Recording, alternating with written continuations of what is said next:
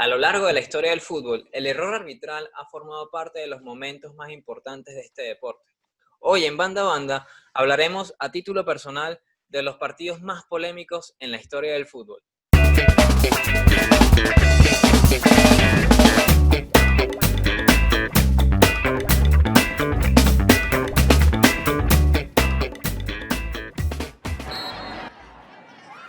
¿Cómo están, amigos? Bienvenidos a un nuevo episodio de Banda a Banda. Yo soy Helios da Silva. Y yo soy Shelby Cabezas. Y hoy justamente hablaremos sobre polémica en el mundo del fútbol, pero primero entrando en el ámbito de que polémica no siempre va a querer decir un error arbitral, pese a que esto tiene mucha parte importante que ver, sino polémica en gran parte también por contextos y por partidos en los cuales se generó quizá alguna duda a nivel mundial de lo que pudo haber pasado. Sí, también es interesante analizar el hecho de que aún con el VAR en el 2020, aunque el porcentaje de error se ha reducido, la verdad es que con VAR o sin VAR siguen habiendo errores y siguen habiendo equipos perjudicados. Generalmente Sí, los errores tiran más hacia los equipos de mitad de tabla para abajo. Los grandes son mayormente favorecidos. Pero ya adentrándonos en la materia de este programa, el primer caso que vamos a mencionar es muy difícil dejarlo de lado por toda la repercusión que ha tenido a pesar de que el partido fue hace 11 años. Yo quiero preguntarte, Shelby, ¿es justo clasificador el Barcelona ante Chelsea en el año 2009?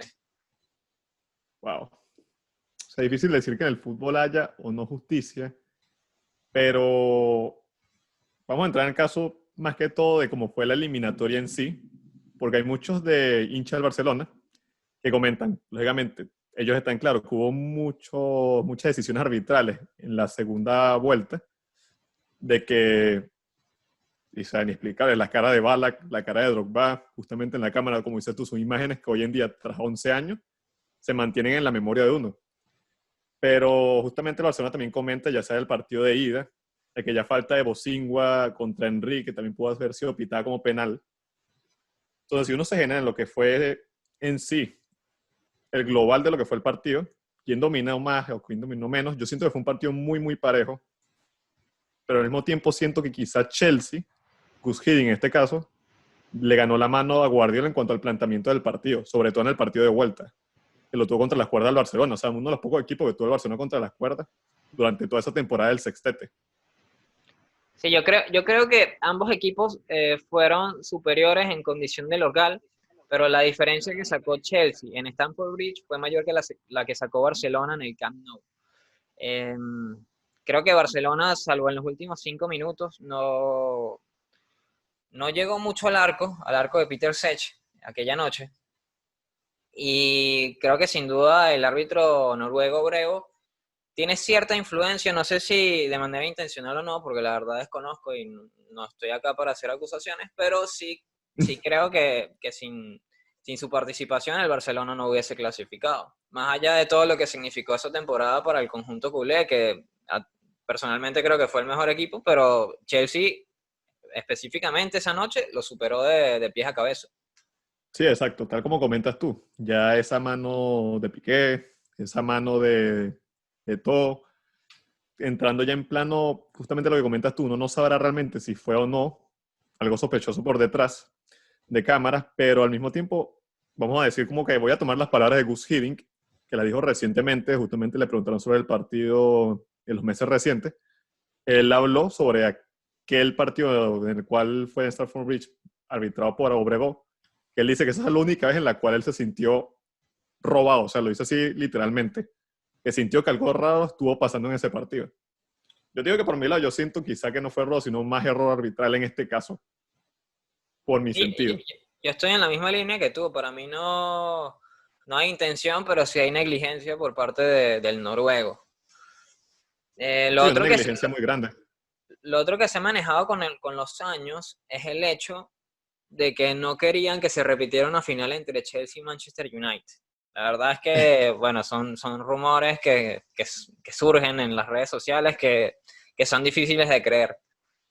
Yo creo que simplemente, como bien decimos tú y yo, fue mala praxis del árbitro. Sí.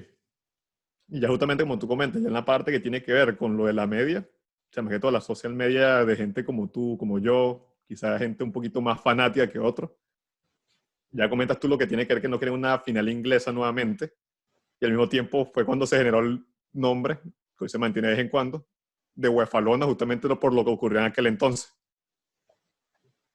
Sí, bueno, creo que en este caso los dos estamos por la misma línea.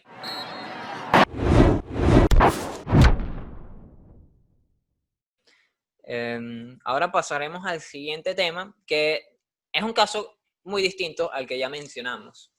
Este no está manchado por actuaciones arbitrales, sino que tiene un entorno político raro, extraño. Nos referimos a la Argentina-Perú del año 1978, el mundial que se disputó justamente en Argentina. Y para entrar acá, creo que hace falta explicar un poco el contexto político en el que se vivía en aquella época.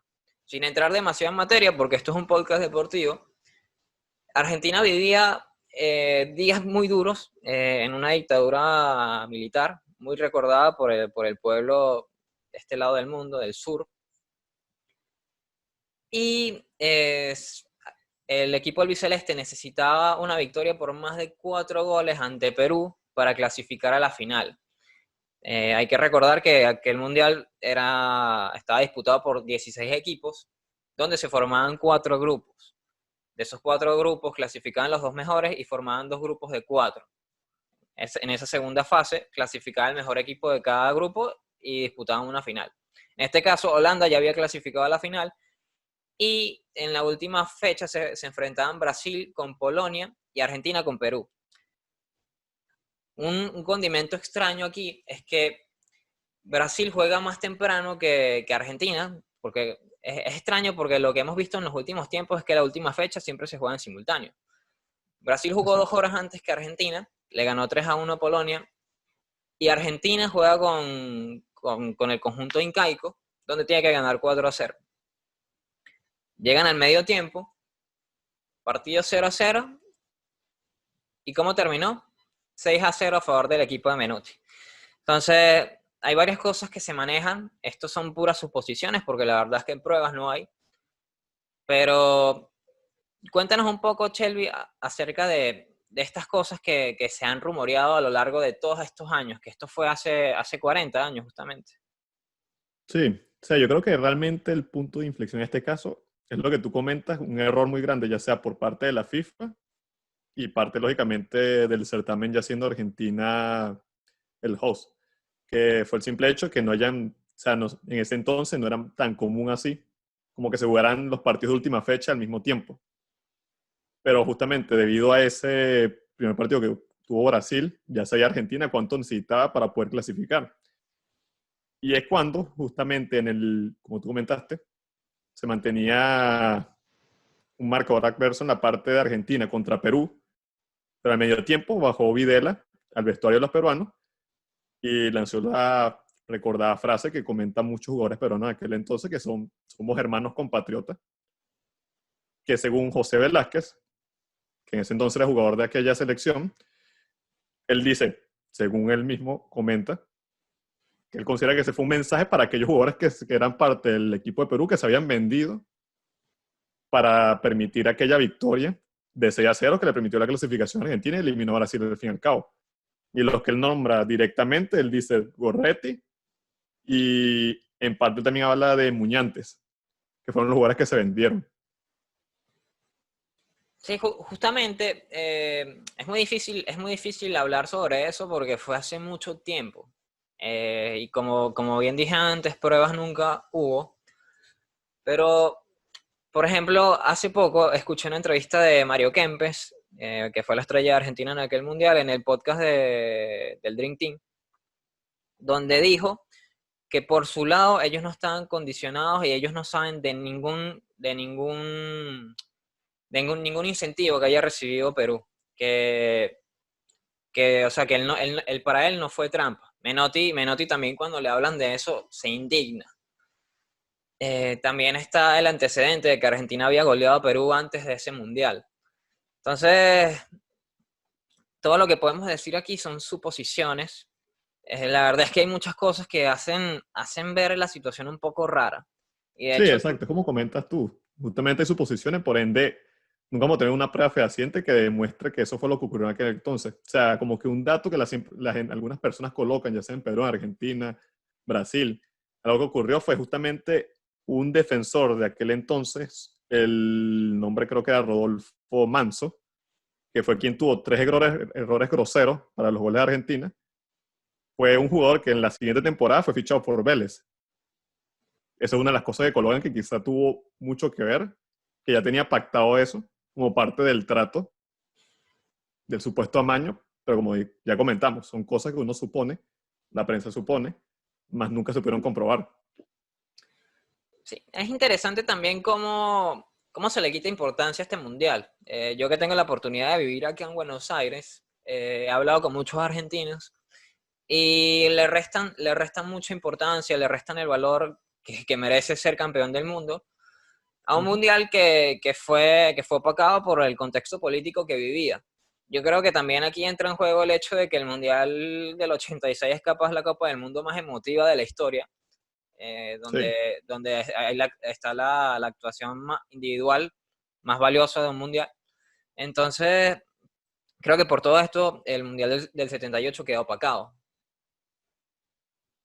exacto. Y justamente un dato que tú me comentaste en su momento, que fue una copa en la cual Johan Cruyff decidió no ir por lo que estaba sufriendo Argentina en aquel entonces. O sea, una figura decidió no presentarse en un mundial. Y después de perder una final del mundial, o sea, yo creo que cualquiera pierde una Total. final y lo que más quiere es la revancha. Así que Exacto. algo había seguramente.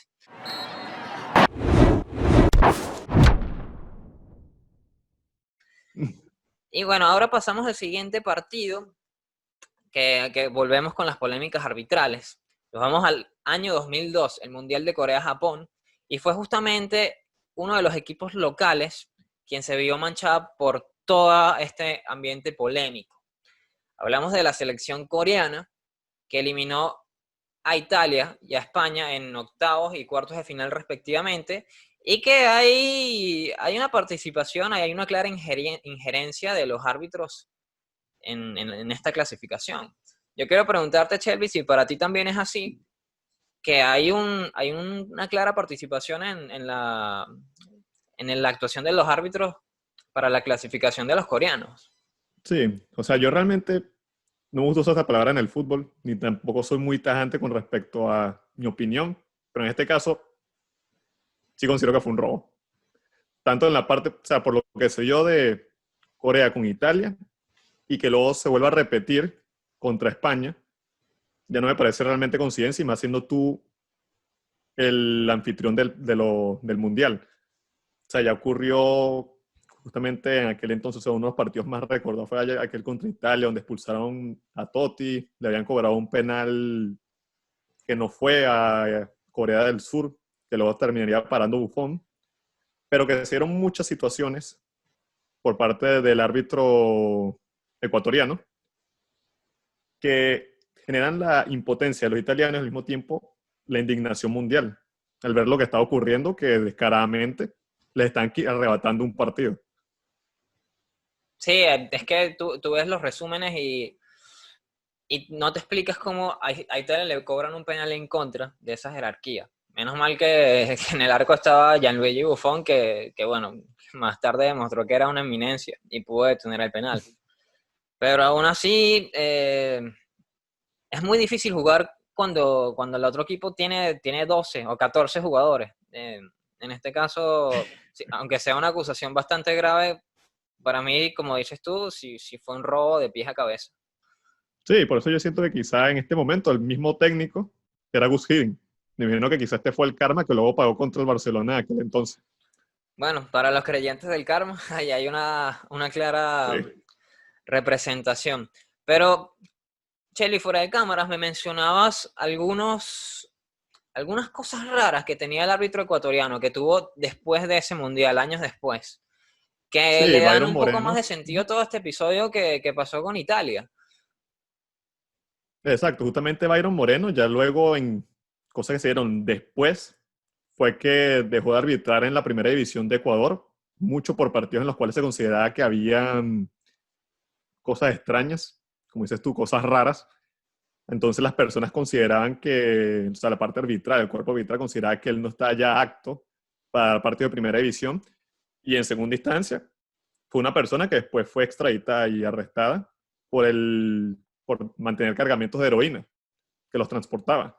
O sea, y ahí tú simplemente ves el individuo y el perfil que te entrega es que alguien que realmente podría entregarse también con respecto a una venta para un partido de fútbol. Sí, que claramente vende su dignidad por dinero. Así que Total. bueno, no vamos a suponer porque no hay pruebas, pero tiene sentido. Uno puede darle ruedas a su imaginación si quiere.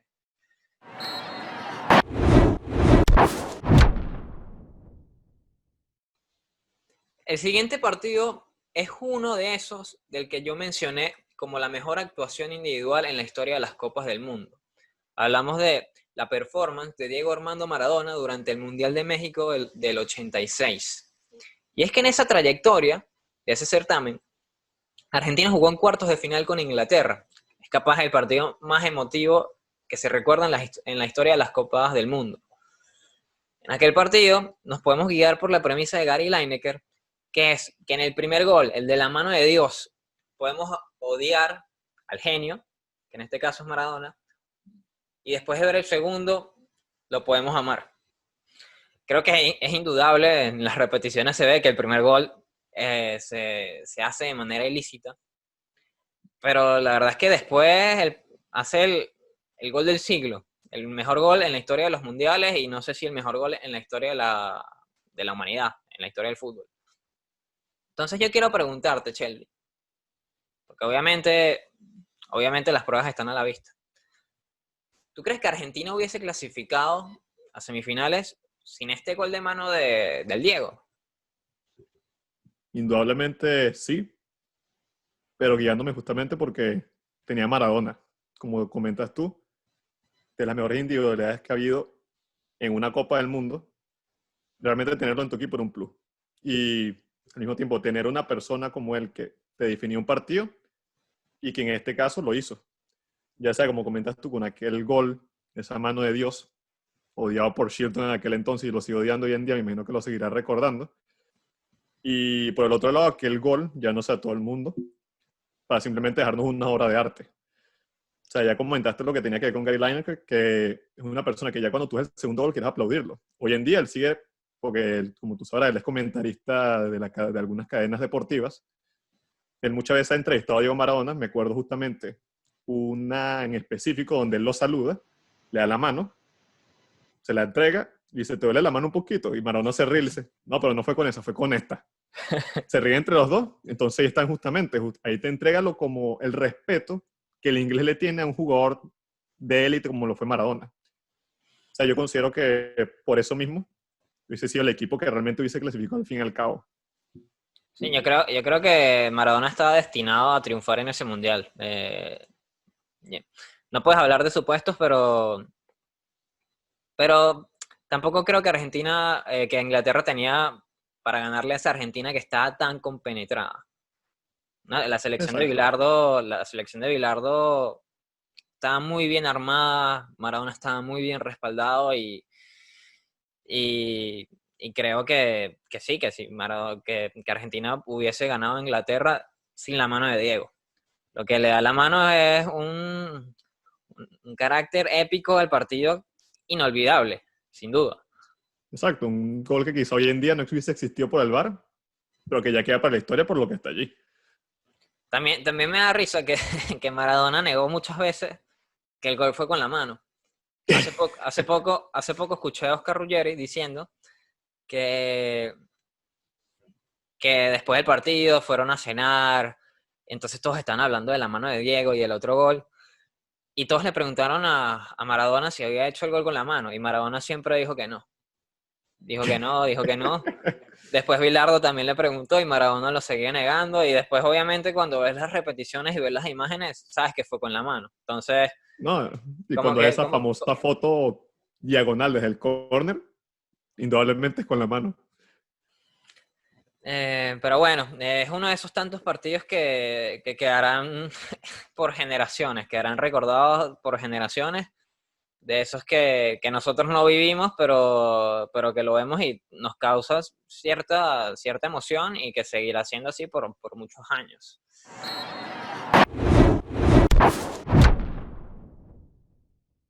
Ahora hablaremos del caso de los partidos que hubo infracciones que no fueron sancionadas en los 90 minutos, pero que sí fueron castigadas a la postre en escritorios. Shelby, ¿nos puedes nombrar algunos de estos casos? O sea, realmente dos casos muy puntuales incluyen a lo que fue Uruguay. Uno fue en aquel mundial en el cual se enfrentó Italia, aquel recordado mordisco en el hombro de Chiellini, mostrando justamente Suárez que le dolían los dientes después de haberle mordido el hombro, y aquel dedito de Jara en la Copa América al pobre Cavani, que no lo recuerdo, realmente hasta me sentí ofendido al haber visto eso en televisión, pero puntualmente esos dos, justamente como tú comentas, ya Jara fue sancionado luego de que ocurrió esto por dos partidos, quizá muy poco, quizá no tanto, y creo que lo que realmente más le dolió a ese futbolista chileno fue que luego de su equipo en Alemania, el Mainz, donde se conseguía realmente en una buena forma, decidió apartarlo del plantel, luego allí tuvo que regresar a Chile, buscarse otro equipo, y por el otro lado también con Suárez, 4 meses fuera del fútbol, justamente luego de eso. Sí, en este caso Suárez tuvo más suerte que Jara, porque a pesar de estar suspendido, el Barcelona decidió ficharlo de todas maneras. Y bueno, vaya que no se equivocó. En, en el caso de Jara es muy difícil porque la idiosincrasia latinoamericana va muy en contramano de la alemana, ¿no? Los alemanes que son tan rectos y que no toleran ese Uh-huh. tipo de actitudes, es como que difícil encajar al principio. No todos los sudamericanos que van a Alemania les va bien, eso es una realidad. Y bueno, creo que simplemente no toleraron que un jugador de su plantel hiciera un acto como el que hizo el chileno. Sí, pero más que todo en el sentido porque realmente yo estoy muy seguro, como comentas tú, la idiosincrasia alemana es muy distinta a la que podría ser la idiosincrasia sudamericana. Yo estoy muy seguro que Haaland nunca hubiese realizado esa acción estando en Alemania. No entiendo por qué lo hizo estando en Chile, en un lugar donde te están viendo a nivel mundial con 100.000 cámaras, y donde nuevamente te van a ver y lógicamente vas a ser sancionado porque se perdió después dos partidos que tienen que ver con Chile para ganar la Copa América. Lo que pasa es que cuando los jugadores sudamericanos van a su selección, como dicen aquí, una expresión muy argentina, se meten en el barro, vuelve a flote el espíritu amateur, porque están jugando entre iguales, porque a lo largo del continente se juega así, es la verdad. Y yo creo que mentalmente tienen como una licencia, a pesar de que como bien dices, por televisión se ve todo. Uh-huh. Ya es eso, esas picardías que uno hace en los tiros de esquina, de justamente meter el dedito. Yo jugando muchas veces me bajaron el short también, me pegaron Oh, patadas, me pegaron codazos, eso es muy común, pero con toda la tecnología eso no se puede hacer. Y bueno, como te dije, creo que los jugadores sudamericanos cuando vienen a jugar con la selección sienten cierta libertad para volver a hacer este tipo de cosas. sí, exacto. Y ya entrando en lo que habías comentado de si las sanciones pues se hicieron de manera justa. Algo que yo me acuerdo que en aquel entonces hizo mucho ruido fue en cómo se trató a Luis Suárez después de aquel mordisco. ¿Te acuerdas? Aquellos 4 meses fuera del fútbol. Claro, claro. En ese caso, yo no sé si tú consideras que sería justo o no fue justo que hayan sido tantos meses fuera del fútbol donde lo hayan tratado casi como un criminal. A mí, yo con lo que no estuve de acuerdo es que lo votaran de la concentración y prácticamente lo extraditaron de Brasil. Sí. Pero sí creo que por una cuestión de antecedentes, porque Suárez ya lo había hecho con el Liverpool y lo había hecho con el Ajax, tenía antecedentes de mordisco. Y bueno, la verdad es que una tercera vez es injustificable. Sí, o Así que sea, por ese lado y creo que la sanción de 4 meses sí es acertada. sí, o sea, yo siento que fue como dices tú acerta en el sentido porque después de ello no se ha visto Suárez en otro tipo de actitudes de ese estilo. Como dices tú, fue repetitiva. Yo también considero que fue muy atípica y por ello fue que realmente se le dieron los 4 meses, porque tú te pones a ver algunos jugadores que quizás digamos, un jugador tipo Nainggolan, que te lesiona 3, quizá en una misma temporada. Pero al mismo tiempo, cuando te los lesionas, le dan simplemente 2 partidos, son situaciones que realmente dañan el juego de alguna manera. Cuando lo comparas con el mordisco, si tú quieres como que quizá Nainggolan evitar que haga eso, deberían suspenderlo en 4 meses cuando la misma temporada te partió la pierna por tercera vez.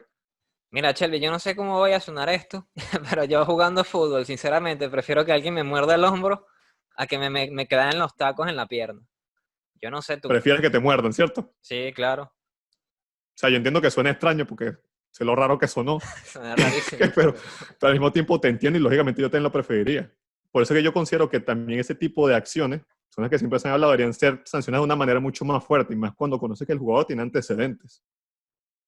Sí, pero como bien dices tú, es una cuestión atípica. Se sanciona así porque no es común que haya un mordisco en un partido. Por ahí las patadas forman parte más del juego porque es parte de la fricción.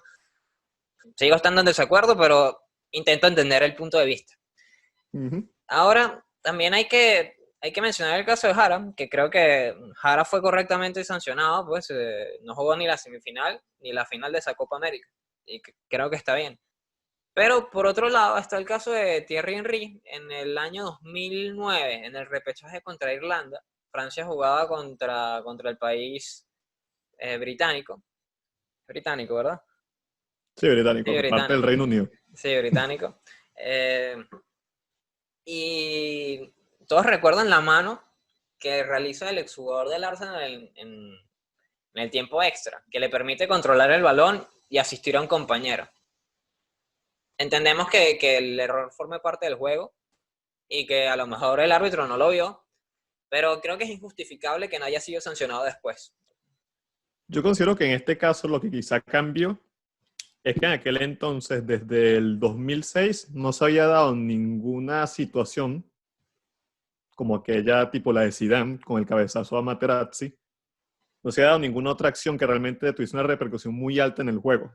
En este caso sí hizo lo de Francia, porque aquello de Francia fue en el 2000, como cuentas tú, en el 2009. Lo de Jara fue 2015, 15. si mal no recuerdo.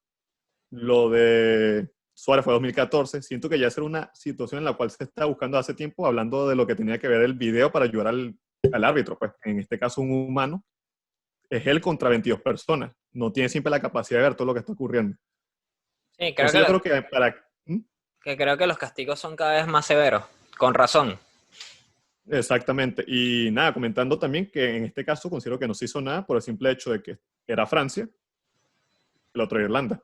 Hubiese sido al revés, seguramente hubiese pasado algo distinto, no sabríamos decirlo. Pero por marketing, por camiseta, lo que sea, por peso del nombre, Francia iba a estar por encima de Irlanda en este caso y FIFA no se iba a meter directamente contra ellos. Y sí, la verdad es que es muy difícil ponerse en el lugar de los árbitros porque el error forma parte del juego y aunque el VAR ha reducido ese porcentaje de error, la verdad es que sigue existiendo.